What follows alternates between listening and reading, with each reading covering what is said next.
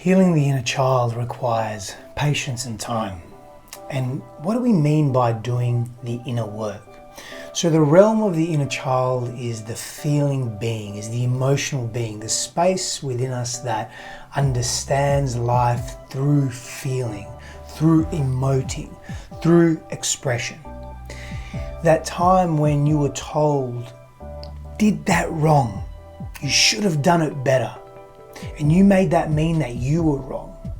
The suppressed feelings that you had of sadness that transmuted into shame. That's doing the inner work. That time that you were bullied on the playground, that you didn't feel that you belonged, that you were ostracized for being who you were. And you made that mean that you weren't likable or lovable. And you carried that through, and you continue to carry that through with you into every adult relationship, which maybe makes you sticky or needy or overcompensating or a people pleaser or insecure in yourself. That's the inner work. That time that dad left when you were 3 and you've never seen him since. That repressed pain, the feelings around that weren't felt, the confusion, the blame, the disorder in your household, that's the inner work. That time or those times that mum just kept hitting you and taking out her pain on you, and you made that mean that you're a bad person, and you've taken that energy, that energetic, that repressed emotion of I'm not enough, and so I'm going to lash out at the world and be hyper aggressive. That's the inner work. The times where you just kept asking for attention from mum and dad, and they were too busy working, they were too busy with their own stuff.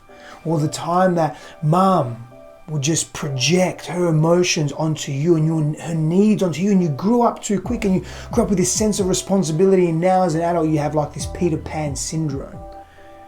You can't commit, you can't be grounded, you have to be always moving, you're not comfortable in your own skin, you're agitated, you're aggressive even, you're all over the place. That's the inner work. And that's the inner child screaming to be heard, screaming to understand, to feel.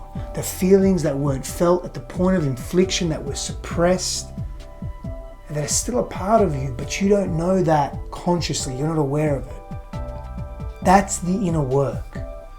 That's healing the inner child, giving those parts of ourselves, those parts of our psyche, an opportunity to speak, to express, to yell, to get primal if they need to emote, to move the body, because those emotions are stored in the body as well. So when we speak to doing the inner work and the inner child healing, that's where we begin. Maybe you are moving through the world as an adult and you are encountering failed relationship after failed relationship. And you're wondering, where is this wounding coming from? What is this? Well, you know that you're the common denominator. But sometimes we don't want to admit that. The ego struggles to admit that. But here's the thing. We often have blocks in our lives around love, around giving and receiving love and experiencing deep, intimate connection.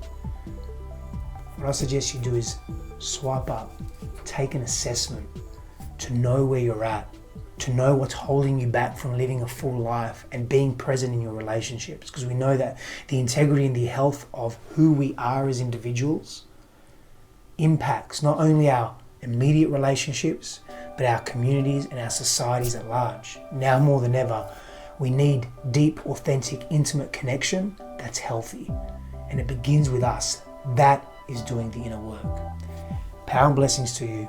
I'll see you soon.